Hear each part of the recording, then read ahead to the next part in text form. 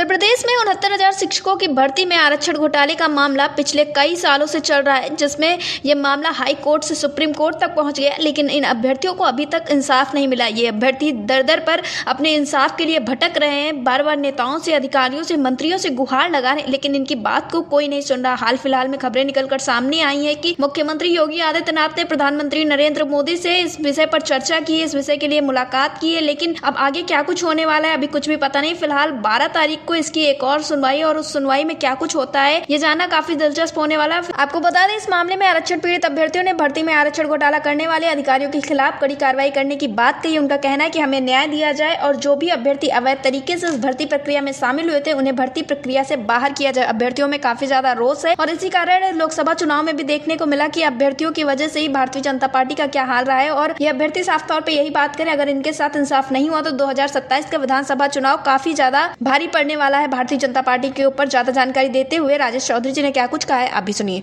राजेश जी, आपका हमारे चैनल अटल टीवी पे बहुत बहुत स्वागत है। धन्यवाद मैम, आपका भी।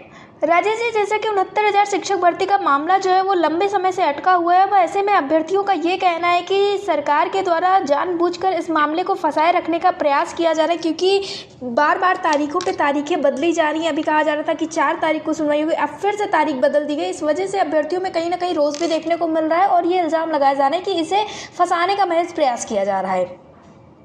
बिल्कुल सही कहा मैम आपने, क्योंकि उत्तर प्रदेश सरकार नहीं चाहती कि आरक्षित वर्ग का 69,000 शिक्षक भर्ती का विवादित ये मामला आसानी से बहुत जल्दी सुलझ जाए, क्योंकि सरकार इस मामले को लंबा खींचना चाहती है। क्योंकि इस भर्ती में 19,000 सीटों पर आरक्षण का घोटाला हुआ है और इस पर लखनऊ हाई कोर्ट ने मोहर लगाई है और उत्तर प्रदेश सरकार को आदेश दिया है कि 3 महीने के अंदर इसे शिक्षक भर्ती की सूची बनाई जाए।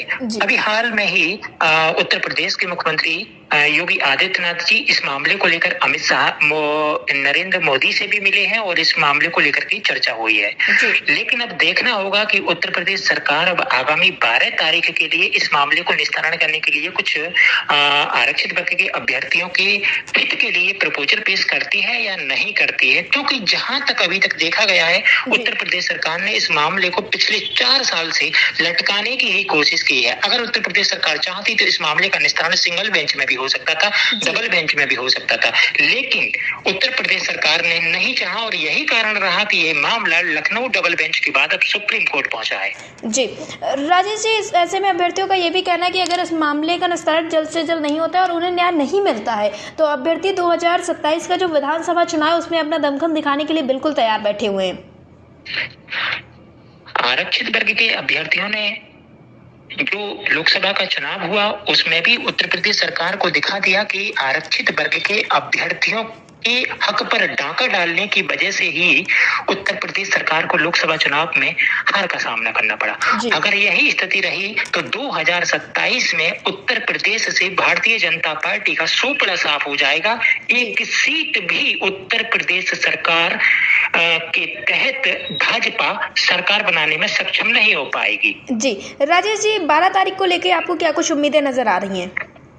हमारी तैयारी पूरी तरह से कंप्लीट है, अधिवक्ताओं की ब्रीफिंग चल रही है और हम तो चाहते हैं कि इस मामले का निस्तारण जल्दी हो, लेकिन सबसे बड़ी समस्या यही है कि इस मामले में जो उत्तर प्रदेश सरकार का मुख्य रोल है और सरकार जब चाहे तब इस मामले का निस्तारण सुप्रीम कोर्ट में अपना प्रपोजल पेश करके कर सकती है, लेकिन उत्तर प्रदेश सरकार नहीं चाह रही, क्योंकि वह चाहती है कि कुछ इसी तरीके से मामला सेट हो तब जाकर के सरकार की छवि भी खराब ना हो और इस मामले का अंत भी हो जाए। लेकिन यह मामला बहुत विवादित मामला है। उत्तर प्रदेश सरकार पूरी तरह से फंसी हुई है। इस शिक्षक भर्ती की मूल चयन सूची पूरी तरह से गायब है। राष्ट्रीय पिछड़ा वर्ग आयोग ने भी इस भर्ती में आरक्षण घोटाले पर मोहर लगाकर अधिकारियों के खिलाफ कड़ी से कड़ी कार्रवाई की जाए और लखनऊ डबल बेंच ने भी उसी पर मोहर लगाते हुए अपने आदेश दिया है। लेकिन सबसे बड़ा सवाल यही है कि जब यह मामला सीधे सीधे मुख्यमंत्री जी योगी आदित्यनाथ जी हैंडल कर रहे हैं,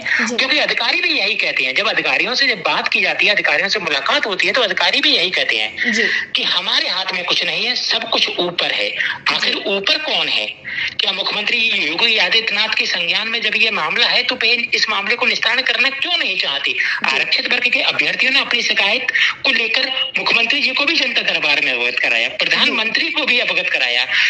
कोई भी ऐसा बीजेपी का नेता, चाहे वो छोटा हो चाहे बड़ा हो, चाहे अधिकारी जिला लेवल का हो चाहे प्रदेश लेवल का हो, सभी इस मामले से पूरी तरह से अवगत हैं कि इस मामले में घोटाला हुआ है, अधिकारी दोषी है, लेकिन उत्तर प्रदेश सरकार अधिकारियों को बचा रही है। आज तक किसी भी अधिकारी के खिलाफ कोई भी कार्रवाई नहीं की गई। आखिर अधिकारियों ने ऐसा क्या किया जी जो सरकार उन अधिकारियों पर मेहरबान है? जी।